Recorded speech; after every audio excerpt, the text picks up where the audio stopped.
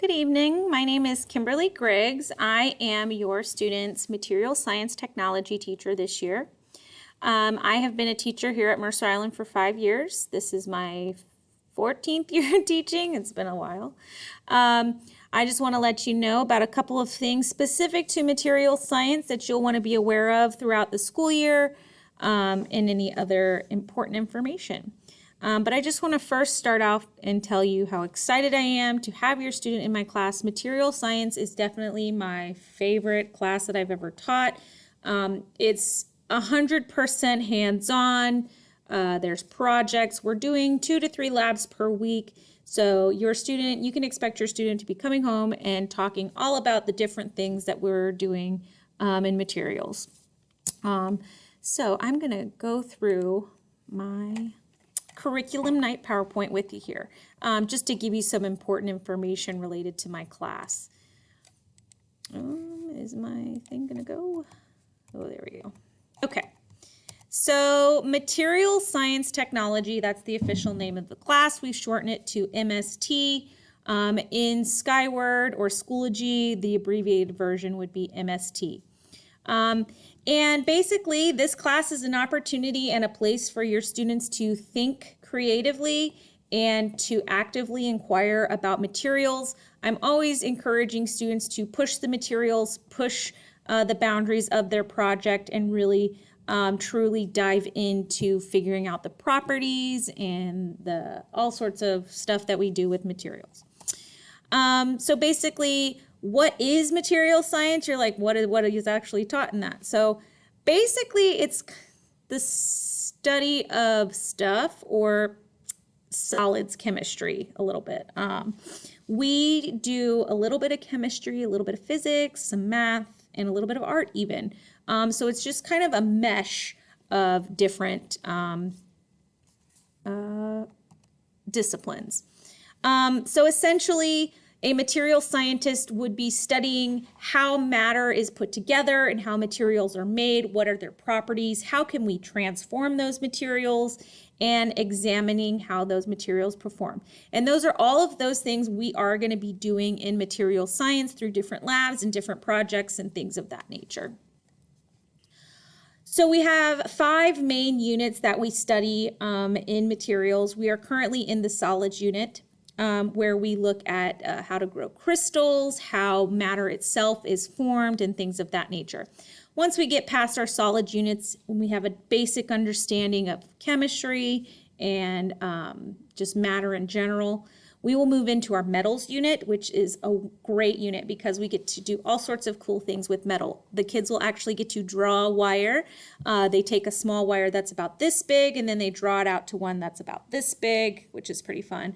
We do some labs where they get to create their own objects based off of impressions in sand. They pour molten metal into it. We do stuff with pennies, both pre-82 and post-82 pennies. Looking at their different compositions and things of that nature.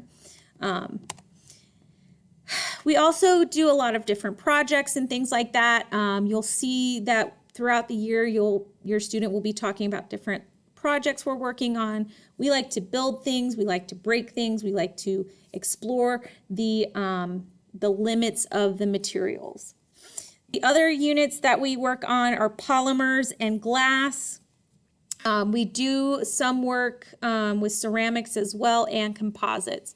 When we get to the ceramics and glass unit, your students will have the opportunity to blow glass, hopefully, if I can figure out a COVID-safe way to do that.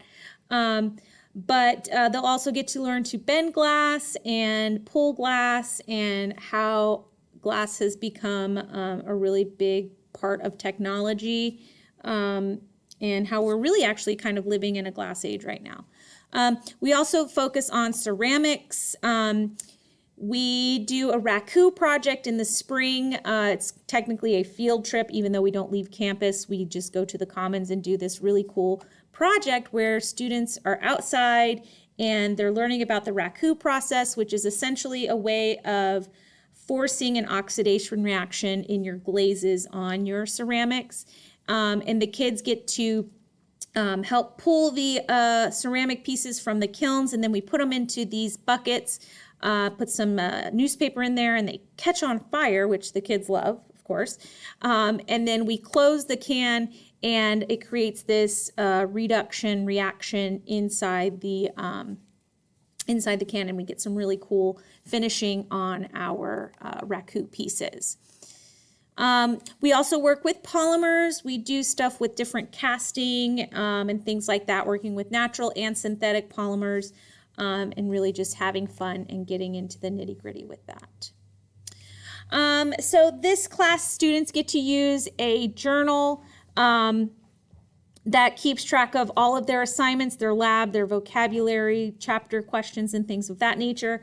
And then at the end of each unit, they get to use that journal on their assessments. Now, the assessments are what we call open journal assessments. So any resources that they have in that journal, they can use on their assessment. So it's really important that they keep track of that. It's good for helping them build organization skills that might be essential for the workplace or college.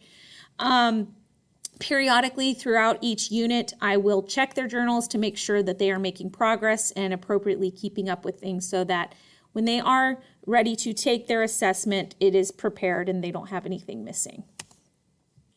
So my course is worth one lab science credit or a CCR credit in terms of graduation, but also students will be earning college credit for this class. They get 4 college credits through Lake Washington Tech. At the end of this school year, I will be sending out another email and correspondence to you parents about how to register your students for through the Pacific Northwest College Credit Program so that they can take the college credit they learn that they get for material science and transfer it to any other program once they're done with high school. They transfer to community colleges, 4-year colleges, they transfer to tech programs, and they can even sometimes transfer to certification programs. Just depends on what program you're trying to transfer it to. So students have to get a B+ or better. In the 4 years that I've been teaching this class, it has been very rare that students don't earn the college credit. I would say maybe 2 or 3 per year. I work really, really hard to make sure that our students are able to get that B+ or better by working with them to catch up on labs, retaking or redoing assignments, excusing certain assignments, those kinds of things. It's my ultimate goal to make sure that your student is getting a B or better, and I will do anything in my power to help them get there. And hopefully they will, meet me halfway there.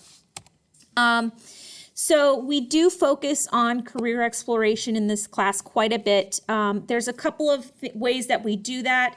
We do what I call the PLEA document, which is the Professional Leadership and Employabilities activity, where your students throughout the year, they will be doing certain things to exemplify and practice those employability skills. Because this is a career and college readiness class, so we do have to focus on career exploration a little bit. I do encourage students to go to the High School and Beyond Night in the fall and in the spring. We complete a career research project and we focus on different careers each unit. So if you need to get a hold of me, the best way to contact me is through my school email, kimberly.griggs@mercerislandschools.org. I do have a Google Voice number, which you can contact me at 425-270-7320. You can call me or text me. I typically will answer within 24 hours, no more than 48 hours to get back to you with correspondence. I am really looking forward to a great year of lots of hands-on learning, back in the lab learning, and getting your kids excited about science and excited about exploring materials, making messes, breaking things, making mistakes and learning from them, and really just having a good time and seeing kids enjoy science.